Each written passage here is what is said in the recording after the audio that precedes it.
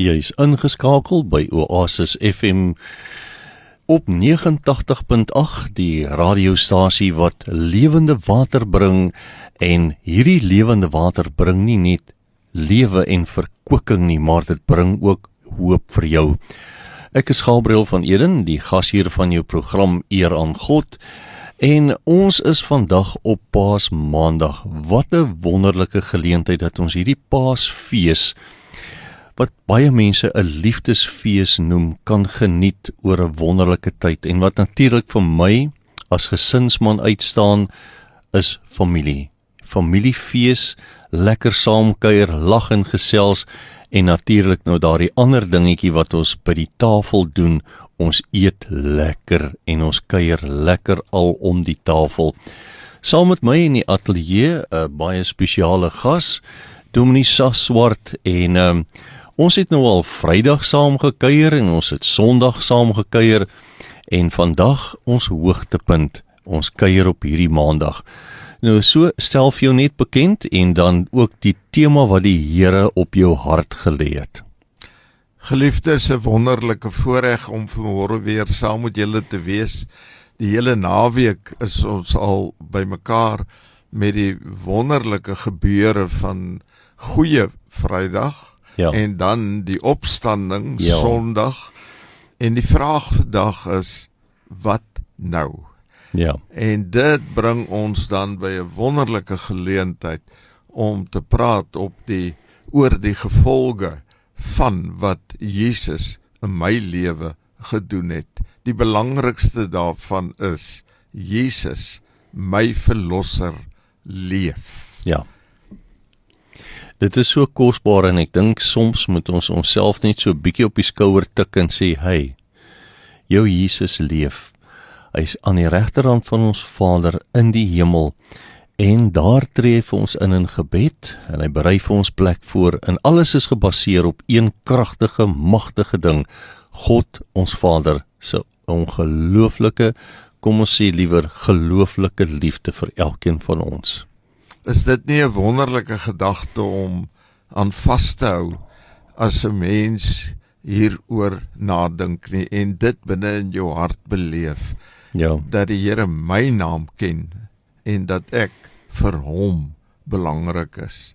En daarom is dit vir my so belangrik, dat ons na die skrif sal kyk, en dat ons bewus sal raak, en al hoe meer bewus sal word, dat die Here in beheer van ons elkeen se lewe is, en dat ons 'n verantwoordelikheid het om in sy genade wonderlik te kan beweeg, loop, ruimte te maak vir hom wat deur ons werk, in my kinders, my vrou, my gesin, soos wat Gabriel gesê het, ons familie, om 'n verskil te maak in mense se lewens. Die kosbare ding vir my is dat hierdie wonderlike Hemelvader stel ons aan as medewerkers in die koninkryk van God. Omdat ons Jesus in ons het, verteenwoordig ons Jesus, en in elkeen van ons lewens kry ons dan die geleentheid om aan die wêreld te wys, hoe lyk Jesus? Wat doen die Jesus in 'n mens, en watter effek het die Jesus in ons, en veral sy liefde teenoor die breë publiek, mense wat dalk niks te doen het of wil weet van God en sy gebod nie, maar tog diep binne in elkeen van ons, ek het eendag besef, elke mens het 'n leemte binne in hom, en ons probeer as mense allerhande alternatiewe daarin prop, en daai gat vul, maar daar's net een ding wat daai gat vul, dis Jesus. Van Jesus se liefde gepraat, dan dink ek onwillekeurig ook aan die opstanding, wat 'n baie belangrike ding is, maar hy het 'n baie besondere mens, het hy baie lief gehad, en dit is Lazarus. En as jy in Johannes 11 gaan lees oor die Lazarus, dan word hy versoek om te kom, want Lazarus is tot by die dood toe siek. Voordat hy by Lazarus kon kom, sterf Lazarus. En wanneer Jesus uiteindelik 4 dae later by sy graf staan, dan sê hy vir Maria, hy is nie dood nie, hy lewe. Wow. Hy gaan by die graf, hy gee opdrag en hy sê, rol hierdie grafsteen weg. Hulle sê vir hom, ons kan dit nie doen nie, hy sal 4 dae dood, hy ruik al. Ja. En dan die wonderlike ding, wanneer hulle dit oopmaak, dan sê hy vir Lazarus, staan op. En Lazarus kom uitgekruip met grafdoeke aan, verbind en gebind, gebalsem en wat ook al. Ja. En hy kruip daar uit. En die opdrag is, haal af die grafdoeke, sodat Lazarus kan lewe en kan beweeg en kan doen. En dit laat altyd by my 'n gedagte, wat ek diep oordink en baie keer ook moet bely, dat ek nie altyd gehoorsaam is nie, maar dat allerhande grafdoeke my lewe bind, sodat ek nie vry is om te doen wat die Here van my vra nie. So kom ons haal nou na gister se opstanding, Ja. kom ons haal die grafdoeke af, Ja. sodat ons beskikbaar kan wees om Jesus se liefde deur te gee, uit te leef, uit te deel Ja. aan almal wat oor ons pad kom. Terwyl jy nou so deel rondom die grafdoeke, besef ek net, in elke mens is daar goed wat jou wettig weerhou om gehoorsaam te wees. En dis hoekom ons die woord van God moet ontvang met sagmoedigheid. Dit het die vermoë om ons hele sielsdimensie vry te maak en skoon te maak en te reinig. Dis amper soos receive with meekness, ontvang met sagmoedigheid die ingeplante woord van God, wat die vermoë het, kom ons sê maar, om die grafdoeke van jou lewe weg te neem, en dat wanneer Lazarus opstaan, het die grafdoeke hom beperk, maar hy het dit afgegooi, en hy het weer die lewendige mens geword wat Jesus geroep het. Ja, wonderlike gedagte. En dit alles het moontlik geword, omdat Jesus die dood gedood het. Hy het die dood oorwin. En dit het ons al die hele naweek, het ons al daarby stilgestaan. Veral Johannes 20 is vir my 'n ongelooflike ervaring, wanneer Jesus met, kan ek maar sê, liggaam en gees opgestaan het. Hy het 'n verheerlikte liggaam gehad, maar hy het steeds die liggaam gehad waar die merke van die verlede ingebrand is, vasgevang is, sodat wanneer hy by Thomas kom, dat Thomas hom juist daarin kon herken. En dit is vir my aangrypend van Jesus se opstanding, wat 'n bepaalde dimensie skep binne my lewe, om 'n Christus opstandingslewe te leef, sodat God verheerlik word deur dit wat ons doen. Ek dink as ons aan ons Jesus dink vandag, kan ons werklik van hom praat as 'n oorwinnaar. Maar vir ons Jesus om die oorwinnaar te kon wees, was dit nodig vir Getsemane, die kruisiging, die verlatenheid van sy Vader, die desperaatheid van sy disippels om hom te sien gekruisig word en te sterf.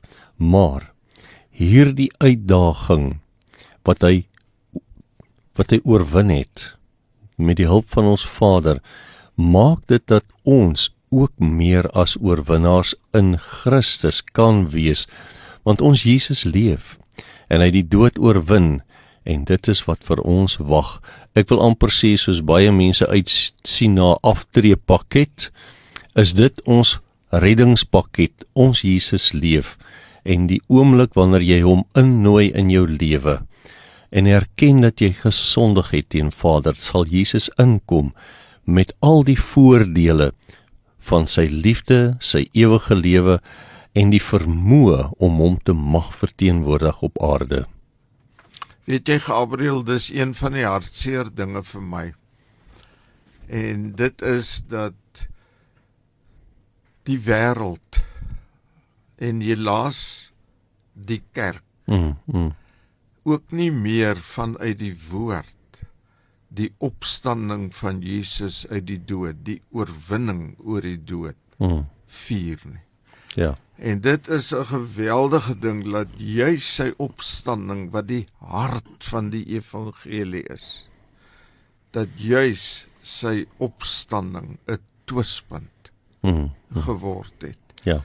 En dat daar vandag so baie dinge is wat gebeur in die wêreld en in die kerk, Ja. en dat hulle nie meer oorwinnend kan lewe nie, omdat hulle die hart van die evangelie, die fondasie van ons geloof, omdat hulle dit nie meer erken nie, nie meer in glo nie, en by dit verby lewe. Ja. Die Engels sê, if you deny, as jy ontken, hierdie kragtige gebeurtenis wat ons Hemelvader vir ons moontlik gemaak het, deur Jesus na die 3de dag uit die dood uit op te wek. En soos ons weet, hy het hom later saamgeneem hemel toe, maar hy het op hierdie aarde gewandel, en vele mense het die werklikheid van dit gesien.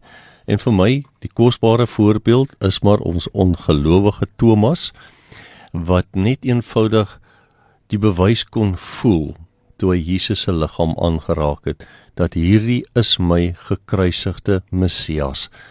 Hy leef. Wat vir my baie belangrik is om in gedagte te hou, en dit is dat 'n mens nie moet veralgemeen nie. As daar stemme opgaan wat die opstanding van Jesus ontken, as daar sulke stemme opgaan, dan voel 'n mens baie keer moedeloos, radeloos, omdat die hele wêreld in verkeerde rigting in beweeg, terwyl dit nie so is nie. Ja. En 'n mens moenie hoop verloor en moed opgee met 'n Christendom wat regtig aktief betrokke is en leef vanuit die evangelie, die blye boodskap van die opstanding van Jesus. In die geskiedenis met die opkoms van die kommunisme, was daar 'n kommunistiese leier wat die opdrag gehad het, dat hy met 'n klomp Christene moes gaan praat oor die deugde, juis van die kommunisme, en hoe hulle in 'n kommune na mekaar kyk en vir mekaar sorg. En dat Christus nie bestaan nie, dat hy nie die dood oorwin het, sou hy gelewe het nie. En hy moes Karl Marx se deugde van ateïsme moes hy by hierdie klomp Christene gaan oordra. En hy 2 ure lank het hy 'n toespraak gehou waarin hy dit probeer doen het. Maar in die gehoor was daar 'n priester. En op die ou einde het hy vir die priester gesê, jy kan kom repliek lewer, maar niks langer as 5 minute nie. En die wonder wat dan gebeur, die priester sê vir hom, 5 sekondes sal genoeg wees. En hy staan op en hy begin om met hulle te praat, net 1-2 woorde, waar hy hulle groet met die woorde, die Here het opgestaan. En daai hele skare, daai studente en almal wat daar was, het onmiddellik kliphard gebulder. Jesus het waarlik opgestaan. Om dit te verstaan, geliefdes, moet ons weet dat dit in die vroeë kerk, tussen die Christene, die manier was waarmee hulle mekaar gegroet het. Ek wens, ons kan vanuit daardie realiteit elke dag vir dag vir mekaar steeds groet met die woorde dat Jesus het waarlik opgestaan. Ja. Wat 'n getuienis teenoor die wêreld en die wete binne in ons harte dat dit waar is. Ja. Terwyl jy nou so praat, dink ek net aan die hele konsep dat Jesus leef in elke Christen se hart. So die opstanding het 'n werklikheid in ons harte geword, en dis een van die mooi maniere, die subtiele maniere om die evangelie te gaan uitleef, veral rondom ongelowiges en baie keer in die werksplek ook, om Jesus te gaan leef, sodat mense wat nou, kom ons noem dit nou maar, soos een nou eendag vir my gesê het, hey man, luister gou mooi vir my, kerk is kerk en werk is werk, moenie hier kom kerk by die werk nie. En dit is een ding, ons Jesus kan ons nie by die huis los. As jy na jou werksplek toe gaan, of as jy uitreik na op 'n plaas, of waar jy ook al mag werk, en betrokke raak, jou Jesus gaan saam, hy leef. En die mooi van alles is, die vorm van die Heilige Gees, vir my baie keer as ek na die Heilige Gees kyk, dan besef ek die kragtigste vorm en beweging van die Heilige Gees is liefde. Wanneer hy in ons is, dan leef ons liefde uit. Gabriel, ek ken ook 'n ander storie wat ek gelees het, wat my hart baie keer raak. Ja, En dit is dat diere, huisdiere, ja, honde, ja, van die betroubaarste liefdedraers is, en wat regtig omgee vir sy eienaars, en Ja. met sy eie lewe vir hulle sal verdedig. Ja. Nou, ek lees van 'n storie van 'n man wat vir jare lank, 'n ou man wat vir jare lank 'n pragtige hondjie gehad het. En op die ou einde het hierdie man siek geword en is hy dood. En het hierdie hond by sy graf gaan lê en wag. En hy het gewag, hy het nie geëet nie, hy het nie gedrink nie. En in sy getrouheid is daardie hond op die ou einde in sy wag op sy meester om terug te kom. ja, Is daardie hond op die ou einde daar dood. sure. Dis so hartseer as 'n mens daaroor dink, maar vanmôre wil ek dit onderstreep.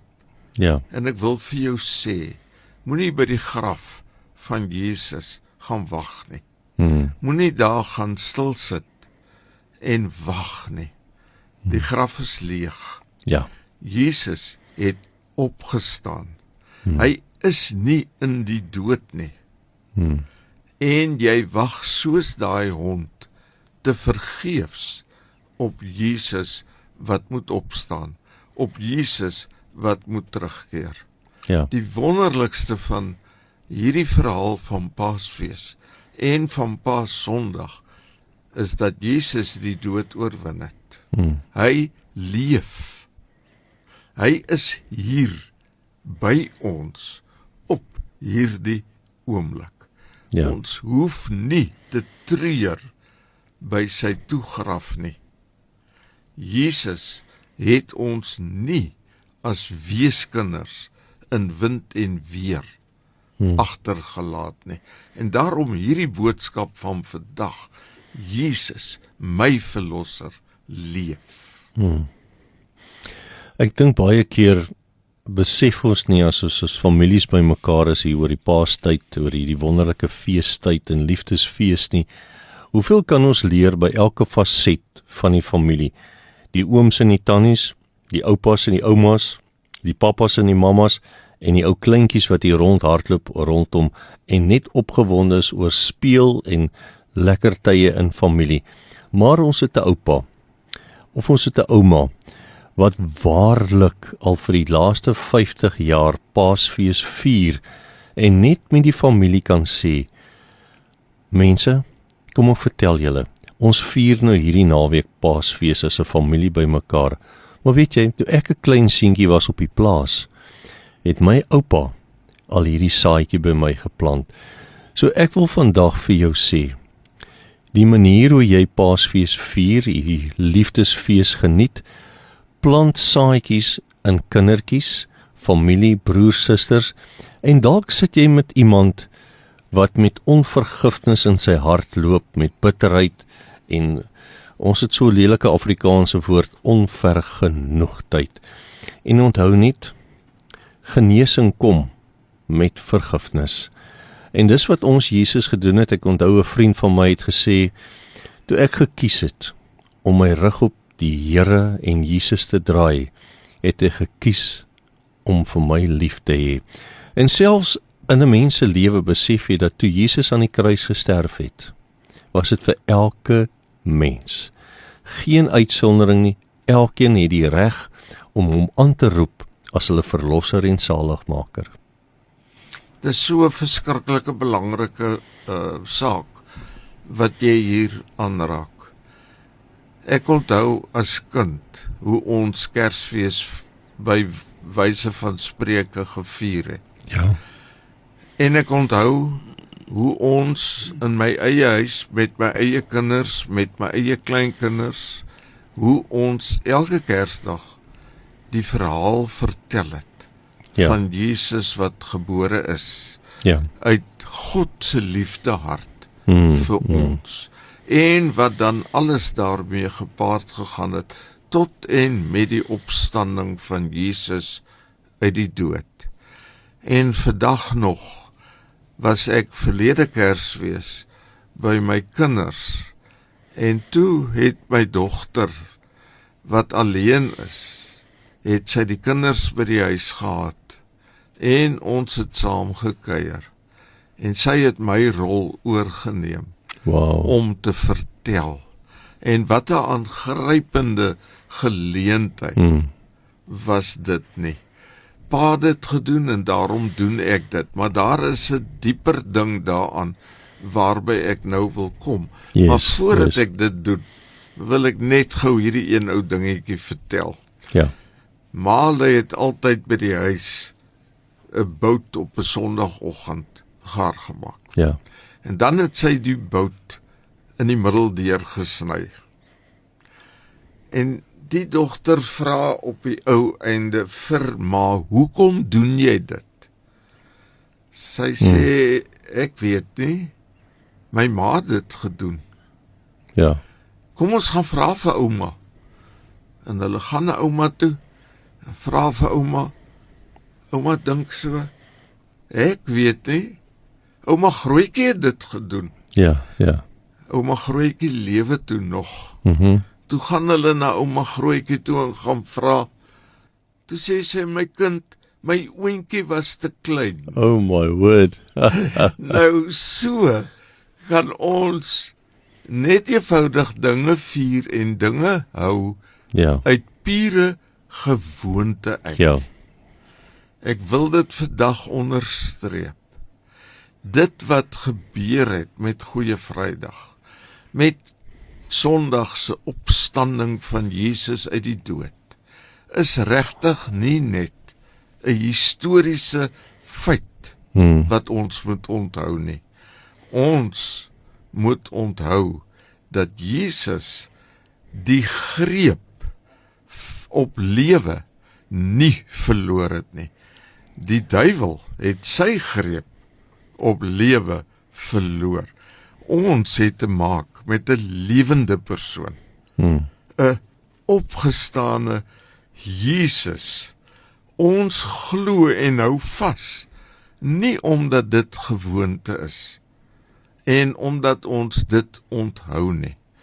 Ons hou daaraan vas, omdat dit die werklikheid is.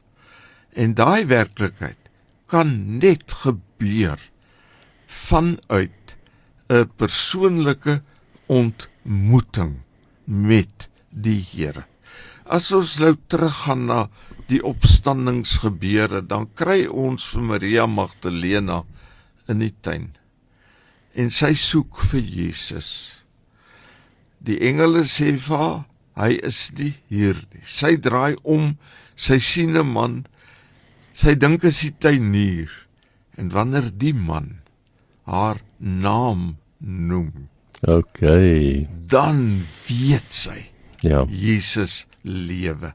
Rabboni, en wat 'n wonderlike belewenis was dit nie vir haar nie.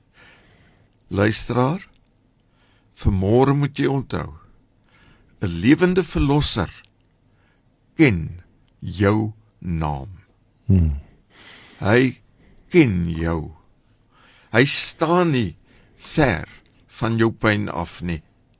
Ja. Hy is nie afwesig in jou vrae nie. Hy staan langs jou in die tuin van jou hartseer.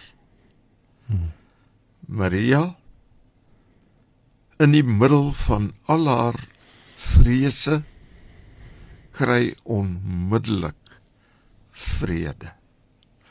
Geliefdes, vandag moet jy weet, vrede gee 'n lewende verlosser.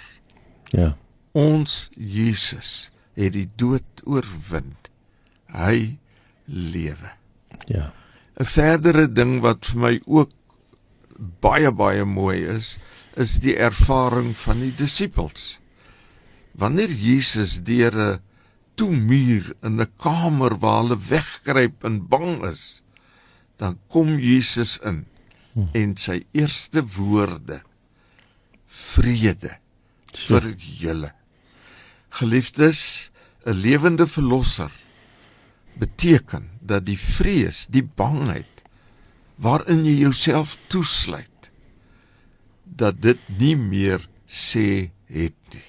Ja. Die teenwoordige Jesus breek deur enige geslote deur van depressie, van skuldgevoel, van angs. Die opgestane Jesus vat klein gelowiges, soos vir Thomas, van twyfel na 'n belydenis. En dit is vir my net so baie mooi, hierdie hele ding van Jesus wat die dood oorwin en dat hy lewe. Wanneer hy na Thomas toe kom, 'n week later, dan kom hy in sy liggaam met merke. Hy kom stel hom voor aan hierdie twyfelaar. Hy gooi nie vir Thomas weg nie. Hy het vir Thomas lief. En wanneer Thomas dit sien, dit beleef, dan roep hy dit uit. Here my God. Geliefdes, vanmôre is dit die doel van ons gesprek. Om almal wat luister by die punt te bring waar ons almal net kan sê, hy is nie net die verlosser nie, maar hy is my verlosser. Jesus leef. Ja. Wat ek so hoor by jou, Sas, en ek wil graag vir ons luisteraars aanmoedig, onsekerheid, twyfel, het nou finaal sy greep op jou lewe verloor. Ek besef net baie keer as 'n mens twyfel en of daar 'n mate van sekerheid is, hy sê rigtingloos, en omdat jy rigtingloos is, kan jy nie beweeg nie, want jy's te bang. As ek nou links draai, is ek dalk verkeerd, maar regs draai is ook nie 'n opsie op hierdie stadium en ek kan nie reguit gaan nie, want dit is 'n T-aansluiting. Dalk moet ek maar teruggaan, soos wat ek gekom het. En ek wil vir jou toewens, mag jy jou toekoms ingaan met 'n vaste sekerheid. Kry twyfel op sy plek. Gaan na die ou duiwel toe en sê vir hom, Satan, in die naam van Jesus bind ek jou vandag. Twyfel uit my lewe uit, want ek weet vandag, ek het die sekerheid, geen twyfel meer nie. My Jesus leef, en op grond van hierdie feit, is daar geen twyfel in my lewe nie. Ek het eendag vir iemand gesê, begin net beweeg. Begin net beweeg. Ja, maar ek is nou nie seker nie. En ek sit eendag in die motor en is asof die Heilige Gees vir my sê, draai die stuur links en regs, maar die motor staan, ek het nog nie aangeskakel nie. En ek dink nou maar, wat 'n vreemde idees. Ek weet ons dien 'n interessante Here, bietjie vreemd soms. En en ek draai die stuur links en regs en die Here sê vir my, daar enige rigtingverandering plaasgevind. En ek dink, wat se tipe geselsie is hierdie? Maar omdat ek nou al geleer het, hierdie vader van my is lief vir my, en hy kom op 'n baie oulike manier om 'n praktiese ding vir my te verduidelik, en hy sê vir my, goed, sit die motor aan, laat die motor begin beweeg. Goed, die beweeg die motor nou vorentoe. Draai links, my mag die begin die voertuig links beweeg. En die Heilige Gees sê vir my, draai regs, en jy gaan die voertuig regs. En die Here sê vir my, twyfel bring jou baie keer op 'n plek van, jy staan stil, daar stagnasie, maar begin jy net beweeg, dan kan ek die rigting begin bepaal. En weet jy, baie keer in my lewe, en ek wil vir jou ook sê, luisteraar, as jy twyfel, kom aan die gang, sê net, Here, hier gaan ek, neem u die stuur, besluit u, links of regs, maar ek is reg, let's go. Jy laat my nou half glimlag, maar ook die erns van hierdie moment Ja, beleef. Want dit is juis ons onbeweegbaarheid ja, wat nie meer sigbaar is in die wêreld nie. dis so waar. Ons as kinders van die Here wat die Here dien, kom in 'n kerkgebou en in vandag se tyd baie keer met deure gesluit agter jou. En daar binnekant het jy aanbiddingsgeleenthede, eredienste, wat jy ook al doen wat wonderlik is vir die opbou van jouself. Ja, Maar die getuienis na die wêreld ontbreek. ja, En dit is eintlik baie hartseer. In die vroeë kerk het hulle iets daarvan verstaan. Een van die momente in die vroeë kerk was by 'n Grieks-ortodokse kerk wat 'n persoon by verbygery het en sy ervaring daarvan getuig het. Die hele gemeente het buitekant die kerkgebou gestaan met kersies wat brand. En 12:00 toe het die deure van die kerk oopgegaan en het die hele gemeente sigbaar met die vreugde van die opstanding van Jesus uit die dood in die kerkgebou singend en uitroepend in beweeg, my verlosser leef. En ek dink regtig dat in vandag se tyd die feit dat die Here opgestaan het, is iets wat ons na buite moet uitbilder. Dit is 'n belewenis, 'n opstandingsbelewenis met die verwagting wat mense getoon het met hulle kersies vir die opstanding, dat hulle as 'n eenheid daardie lig wat geskyn het na binne toe kon indra in die kerk, in die wêreld, in duidelik sigbaar dat die opstanding van Jesus is 'n geloof met blydskap, met vreugde, die aanvaarding dat alles vir God moontlik is. Hy het die dood oorwin. En daarom moet ek en jy onsself oopstel vir hierdie misterie wat ons nie eintlik altyd kan verstaan nie, maar toelaat dat hierdie misterie ons meeneem, ons omhul in God se heiligheid. Dit is wat die opstanding beteken. Jesus lewe. God doen dit. Hy doen dit op sy manier. En daarom is die opstanding 'n lied van verlossing. Soos Deborah se lied, dat die een wat God liefhet, sal skyn soos die son in sy krag. Geliefdes, sonder hierdie evangelie, sonder hierdie waarheid binne in my lewe, word die goeie boodskap niks nie.